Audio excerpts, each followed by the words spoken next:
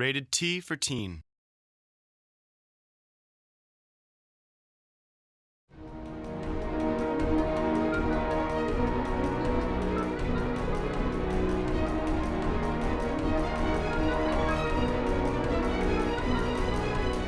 I'm Frank Gilson, a producer at Atari on the Dragonshard project.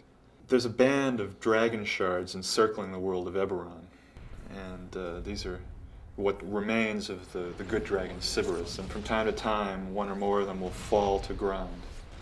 And what happened at some point deep in the past, before we begin our story, a huge shard, the largest shard ever, the heart of Sybaris, fell from the heavens and crashed into a mountain range known as the Ring of Storms on the continent of Zendrik in the world of Umbbergen. And this was cataclysmic for the civilization that was in place there. An ancient elven, powerful civilization with majestic cities and arches and temples and all of that was ruined and collapsed beneath the surface of the earth. And that's also part of where we get our underworld, those ruined cities, crumbled arches, torn up stoneworks, statues, etc., remnants of this ancient civilization. The heart of Sybaris is really the heart or centerpiece of our conflict. It contains equal parts of the Silver Flame, a magical force for good, a very powerful force for good, and the Shadow Flame, a magical force for darkness. The Order of the Silver Flame is an alliance of people from the land of Corvair, dwarves from the Hammerfist area, who have sensed this heart of Sybaris and the fact that it contains the Silver Flame, and they want to liberate that and use it for good.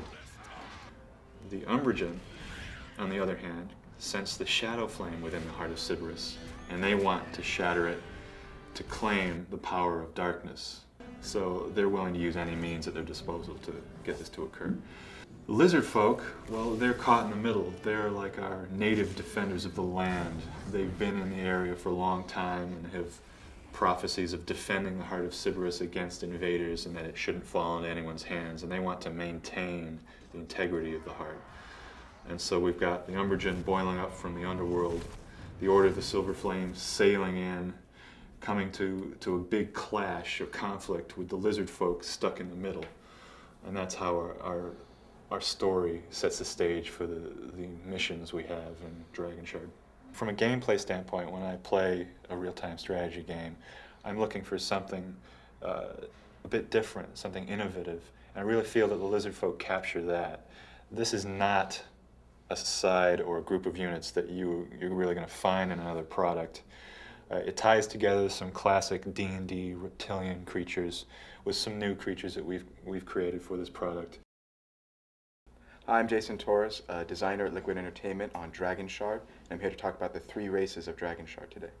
The Order of the Silver Flame really ties the player back to the Dungeons & Dragons experience, the Dungeons & Dragons world that they know. They're kind of the player's handbook race. They've got the humans, they've got the dwarves, they've got the halflings, and they've even got new races exclusive to Umbbergen, which are Warforged.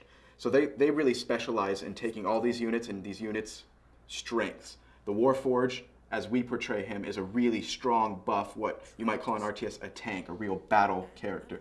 They have rogues, which are really good at sneaking in the underworld, and it's a halfling rogue, so he's a little bit smaller, it's a little bit harder to detect, he's a little bit more agile.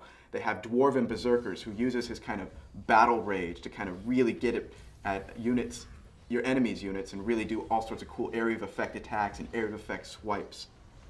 My own personal favorite is the Order of the Silver Flame, because I've always kind of preferred that kind of holy magic, kind of giving this really unique reason to do battle, because you're doing it for a holy cause. They play a lot differently than the Umbbergen and the lizard folk because of how the unique races come together and meld and complement each other. You could have this paladin who charges over the battlefield and breaks up enemy squads and battle lines, and then complement him with this flying celestial-like creature who's going to rain this javelin death upon them. What I like about the Umbbergen is that they are kind of a unique take on evil. They're not just the same guys who have an evil motive. They come from a whole different place. They come from Kyber, the underworld of Umbbergen, and they're trying to reclaim the glory that they had in the past. And they do this through some really unique units. They have an Umberlord, who's this really big, almost metaphysical manifestation of power. He takes these two huge fists, slams them down upon the ground, and just pulverizes enemy units and knocks them back, which is really cool in battle. Then you have a unit like the Grim Warden, who's a little bit more tactical in its use. He's not a big powerhouse like the Umberlord. He has an impale ability where you can deny movement of an enemy unit. You can pin them down, either to run away or to get your melee units to encounter them and surround them and take them out. It becomes a real tactical advantage in combat.